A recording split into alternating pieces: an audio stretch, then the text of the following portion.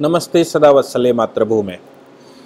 आज हम लोग एक ऐसे गंभीर विषय पर चर्चा करने वाले हैं जो जम्मू कश्मीर के आर्टिकल 370 से भी ज़्यादा खतरनाक आर्टिकल है।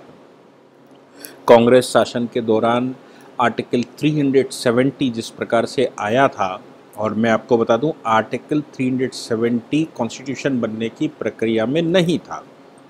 आर्टिकल 370 भी अंतिम दिन आया था, यानी कि 17 अक्टूबर 1949 को, क्योंकि उस दिन हम प्रीएम्बल डिस्कशन करने जा रहे थे।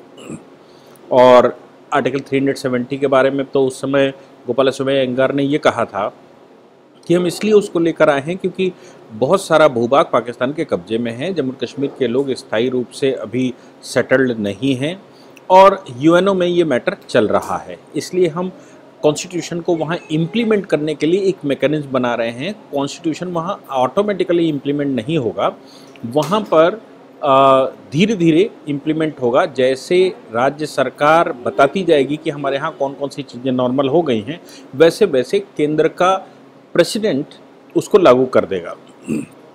हालांकि उस आर्टिकल 370 ने हिंदुस्तान पर इतना कहर ढाकर रखा कि हम एक बड़ी प्रॉब्लम में ग्रस्त रहे। हालांकि वो विषय सामने इसलिए और आया क्योंकि आर्टिकल 370 की आड़ में जम्मू कश्मीर के मुस्लिम समुदाय ने अपने आप को सेपरेट घोषित कर दिया और पाकिस्तान के शह पर उसने जो आतंक मचाया वो सब ने देखा। 5 अगस्त 2019 को ऑनरेबल गृह मंत्री ने उसको डाइल्यूट कर दिया। हालांकि उस पर लगातार पिटीशनें ये सब चल रहा है, राजनीति भी चल रही है, लेकिन हमारा ध्यान एक ऐसे आर्टिकल की तरफ नहीं जाता जो वाकई में स्पेशल स्टेटस देता था जम्मू कश्मीर को लेकर। तो ये बवाल मचाया गया कि Jammu Kashmir having the special status in the constitution through article 370।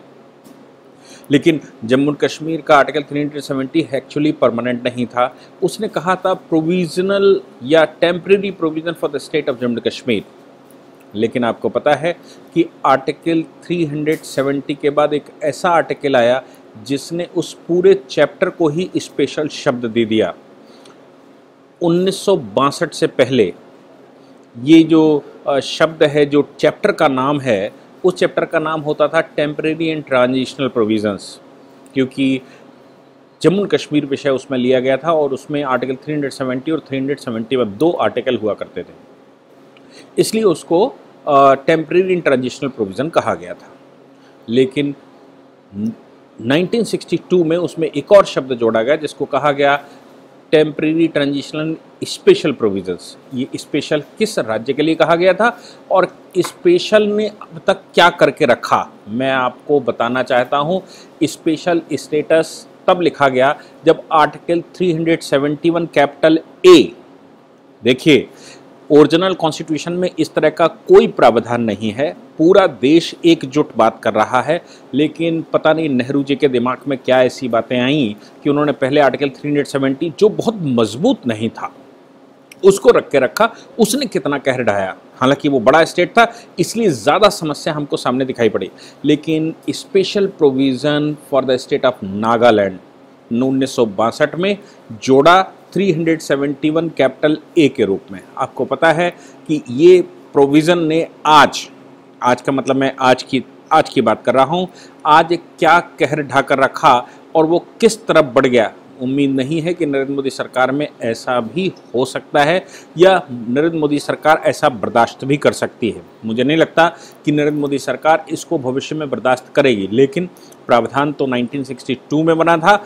और 1962 के बाद 1979 ने इनर लाइन परमिट को जन्म दिया और अब 2019 जब मैं कहता हूँ तो ये उस समय का समय है जबकि 370 जा रहा है। एक नया सिस्टम डेवलप किया गया जिसको RIIN कहा गया। RIIN कहते हैं register of indigenous inhabitant of Nagaland. अब ये जो इंडिजीनियस इनहेबिटेंट ऑफ नागालैंड है ये बिल्कुल वैसे ही है जैसे कश्मीरियत की बात कही जाती थी कि कश्मीरियत, जमहूरियत और पता नहीं क्या क्या, वैसे ही ये रजिस्टर एक नया मेंटेन करने की बात कही गई है। इंडिजीनियस इनहेबिटेंट ऑफ नागालैंड, यानी कि नागालैंड के अंदर जो इंडिजीनियस पर्सन है, जो वहाँ के लोकल सिविल सोसाइटी है, जो वहाँ की लोकल ट्राइबल बॉडीज़ हैं, जिनमें 14 ट्राइब्स शामिल हैं, उन 14 ट्राइब्स को ही वहाँ रहने का अधिकार है। इसके अतिरिक्त विदेशी लोग और भारत के दूसरे प्रांतों से जाने वाले लोग RIIN में काउंट नहीं किए जाएंगे। और इसलिए अब ये और जटिल बनता जा रहा है। कारण है 1962 में आर्टिकल 371 कैपिटल ए का देना। और आर्टिकल 371 कैपिटल ए कहता क्या है, आप अगर उसको सुनेंगे तो इतना खतरनाक आर्टिकल है जितना खतरनाक आर्टिकल 370 नहीं था। कहता है special provision for respect to the state of Jammu Kashmir, भारत के संविधान का कोई भी हिस्सा नागालैंड पर लागू नहीं होगा। पार्लियामेंट के द्वारा बनाया गया कोई भी कानून नागालैंड पर लागू नहीं होगा। ऐसा कोई कानून जो स्पेशल प्रोविज़न प्रैक्टिस नागालैंड की है, रिलीजियस प्रैक्टिस नागालैंड की है, क्रिमिनल और सिविल दोनों ही नागा कस्टमरी रूल्स जो हैं, यानी कि जो आदिवासी तरीके से क्रिमिनल और सिविल प्रैक्टिसेस नागालैंड में चल रही हैं, उसमें कोई रिफॉर्म केंद्र सरकार नहीं ला सकती है। प्रोसीजरल मैकेनिज्म जो नागालैंड की है उसमें भी केंद्र की सरकार कुछ नहीं कर सकती, पार्लियामेंट को पावर नहीं है। ओनरशिप और ट्रांसफर ऑफ लैंड के मामले में भी केंद्र की सरकार का कोई लेजिस्लेशन वहां पर लागू नहीं होगा। राज्य सरकार अपना लेजिस्लेशन बनाएगी और वही ट्रांसफर ऑफ प्रॉपर्टी का मामला, रिसोर्सेस का मामला, नागा प्रैक्टिसेस का मामला, CRPC, CPC, IPC और जो भी कानून हैं देश में, वो सब नागालैंड अपने कानून लागू करेगा। और गवर्नर की स्पेशल रिस्पॉन्सिबिलिटी बनेगी कि वो नागालैंड की जो नागा हिल्स हैं उनको प्रिजर्व करे। ये आर्टिकल 371 कैपिटल ए है। और इसी आर्टिकल की वजह से वहाँ पर 1979 में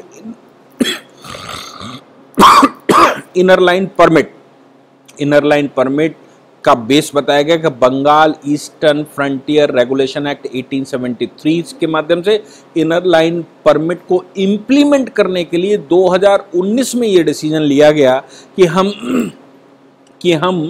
RIIN यानी कि registrar of indigenous inhabitant of Nagaland को बनाएंगे। उसके लिए कमीशन अपॉइंट किया गया। उस कमीशन ने आज अपनी रिकमेंडेशन नागालैंड की असेंबली में रखी। अब आप सोचकर देखिए कि 21 नवंबर 1979 को किसकी सरकार थी या कौन सत्ता में था, उससे तब से अब तक क्यों नहीं हमने उन लोगों को मेन स्ट्रीम में लेकर आए जिनको मेन स्ट्रीम में लाने की जिम्मेवारी हमारी थी। ऐसी 15 स्ट्रीमों की बात की गई है जिसमें 11 नागा स्ट्रीम्स हैं, नागा ट्राइब्स हैं और 4 अदर ट्राइब्स हैं जिनमें कुकी, कचारी, गारो और मिल्कर्स ये शामिल हैं। और इनके बारे में कहा गया ये ही 15 ट्राइब्स वहाँ पर रहेंगी।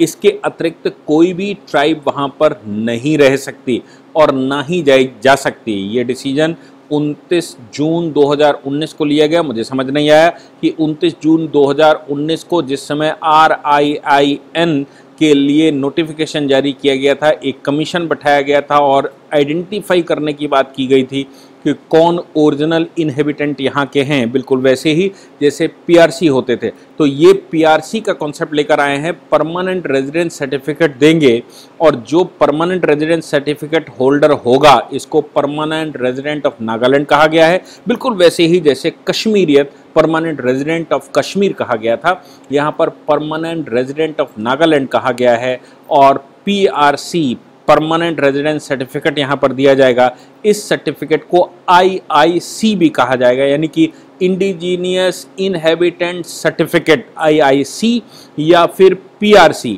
Permanent residence certificate genuine persons को दिया जाएगा स्टैट्यूटरी लॉ बनाकर।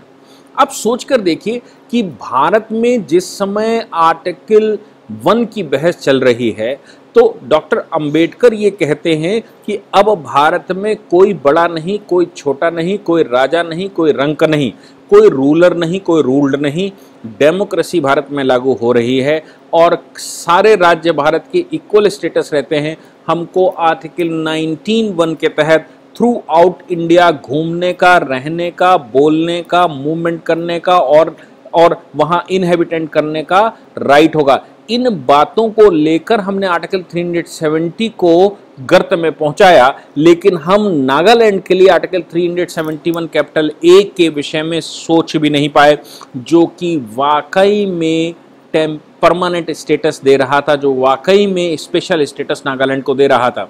और मुझे समझ नहीं आया कि आप नागालैंड की प्रॉब्लम सामने आ रही है, मिजोरम की प्रॉब्लम बड़ी तादाद में आप देख रहे हैं कि मिजोरम और असम के बीच में फायरिंग हो रही है, 6 सैनिक मार दिए, 6 जवान मार दिए और वो अपनी बाउंड्री खींचने पर लगे हैं, इनर लाइन परमिट इशू करने पर लगे हैं। ये राज्य वो हैं जो असम के हिस्से, अंग्रेजों ने उसको असम में रखा था और असम राज्य को क्यों तोड़ा नेहरू ने, मैं समझ नहीं पाया। असम राज्य को 62 में या उसके पहले आगे पीछे तोड़ा गया, तोड़कर मिजोरम और ये नागालैंड अलग राज्य बनाए गए, इनको आइडेंटिटी दी गई, इनको अलग से आर्टिकल्स दिए गए। उन आर्टिकल्स के माध्यम से ये भारत के बाकी जो मेन स्ट्रीम है उस मेन स्ट्रीम से अलग रखने के लिए प्रयास किया गया और इनकी आइडेंटिटी बरकरार रखी गई। आपको पता है कि जम्मू कश्मीर की समस्या क्यों खड़ी हुई? जम्मू कश्मीर की समस्या इसलिए खड़ी हुई कि 1956 में जब स्टेट रिऑर्गेनाइजेशन एक्ट पास हुआ तो हमने जम्मू कश्मीर को उसमें शामिल नहीं किया था और स्टेट रिऑर्गेनाइजेशन एक्ट में चूंकि जम्मू कश्मीर को शामिल नहीं किया था, इसलिए जम्मू कश्मीर में सब कुछ ठीक होते हुए भी, कानूनी प्रक्रिया भी ठीक होते हुए भी, जम्मू कश्मीर के लोगों को ये वहम हो गया था कि they are beyond the constitution of India और वो कॉन्स्टिट्यूशन से गवर्न नहीं होते हैं, उनके पास अपना कॉन्स्टिट्यूशन है। आप सोचकर देखो कि जब ये समस्या सामने आ रही थी, आपने पहले 1956 में जम्मू कश्मीर को शामिल नहीं किया और आपने 1962 के तहत के तरफ आपने अलग अलग राज्य बना दिए। पहले आपने ये अलग किए, फिर इनको यूनियन टेरिटरी बनाया, यूनियन टेरिटरी के बाद उन्होंने फुल स्टेट बना दिया और फिर अब मिजो जनजाति के लोग, अब नागा जनजाति के लोग, अब फला जनजाति के लोग और ढेमाके जनजाति के लोग। जब अंग्रेज उनको चला रहा था, एक ही सिस्टम में असम में चला रहा था, तो आपको एक ही सिस्टम में चलाने में क्या दिक्कत थी, मैं समझ नहीं पाया। और ये जो दिक्कत आपने क्रिएट की है वो आज नागालैंड बढ़ चढ़कर सामने आ रहा है। और नागालैंड तो मैं क्या बताऊं, Naga village and tribal council act 1978 आपने बना दिया, उनके अलग से काउंसिल बना दी। उस काउंसिल बनाकर आपने 18 ट्राइब्स को रिकॉग्निशन दे डाला। दिसंबर 1963 में आपने उसको स्टेटहुड का दर्जा दे डाला और परमानेंट रेजिडेंट की एक कैटेगरी बना दी।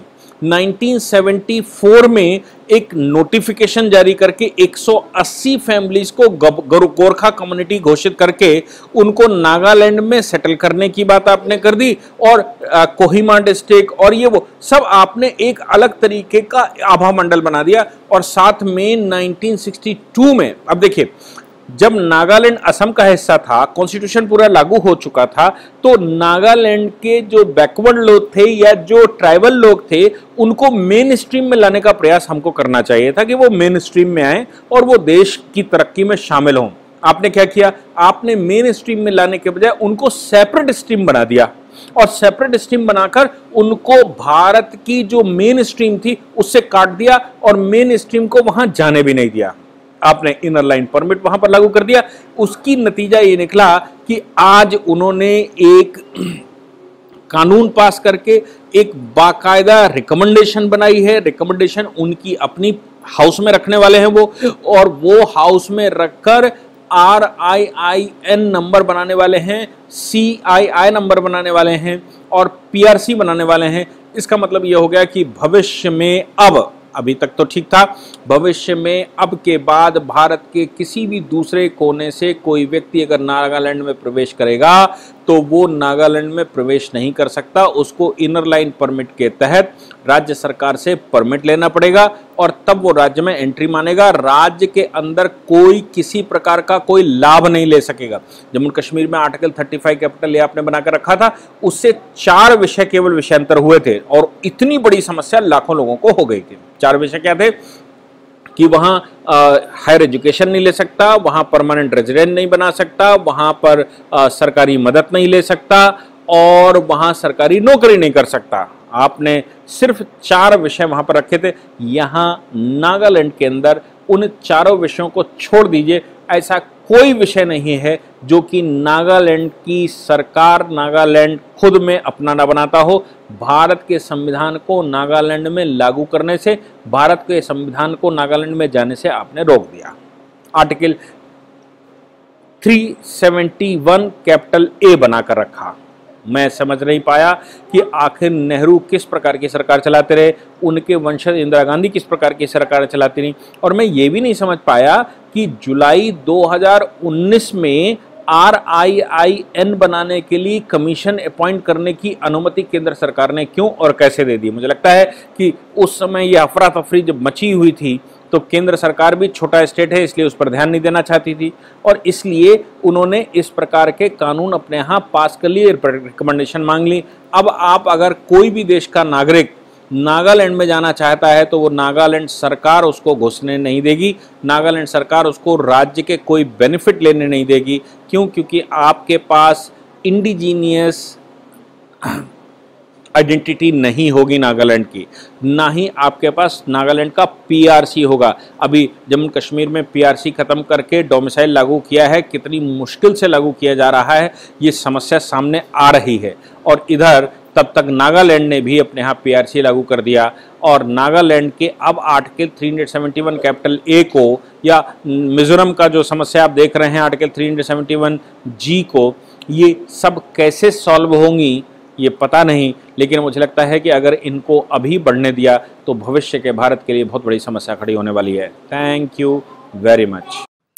इस पूरी ऑर्गेनाइजेशन को चलाने के लिए आप नीचे डिस्क्रिप्शन से हमारे ऐप को डाउनलोड कर सकते हैं, जिससे कि लॉ स्टूडेंट्स को, लॉयर्स को और आम आदमी जो लॉ जानना चाहता है वो पेड क्लासेस का लाभ ले सकता है।